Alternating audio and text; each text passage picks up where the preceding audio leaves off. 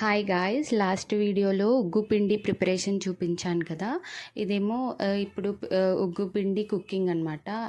ఇక్కడ నేను about 1 spoon of ఉగ్గు పిండికి కొంచెం అది రిక్వైర్డ్ అమౌంట్ ఆఫ్ వాటర్ వేసుకున్నాను. లూజ్గానే ఉండాలి, మరీ లూజ్గా కూడా ఉండద్దు. అది సెమీ సాలిడ్గా ఉండాలన్నమాట. బేబీస్కి ఈజీగా డైజెస్ట్ అవ్వాలి. తర్వాత ఇది కొంచెం గీ వేసుకొని కుక్ అయినాక, బాయిలింగ్ అయ్యాక కొంచెం గీ వేసుకొని మిక్స్ చేసుకున్నాను. అంతే. లూక్ వామ్ ఉన్నప్పుడే బేబీస్కి ఫీడ్ చేస్తే వాళ్ళు ఇష్టంగా తింటారనమాట. అండ్ ఈ ఉగ్గు పిండి అబౌట్, నా బేబీ వచ్చేసి 7 months, తనకి నేను ఫీడ్ చేస్తున్నాను ఈ ఉగ్గు పిండి. మోస్ట్లీ ప్యాకేజ్డ్ సెర్లాక్స్ కన్నా హోమ్ మేడ్ ఇట్లా సెర్లాక్సే చాలా మంచిగా అనమాట బేబీ హెల్త్కైనా ఏదైనా. ఇవన్నీ ప్రిపేర్ చేసేటప్పుడు వాళ్ళ స్పూన్స్ అయినా బౌల్స్ అయినా మంచిగా స్టెరిలైజ్ చేసుకోవాలి. అంటే వేడి వాటర్లో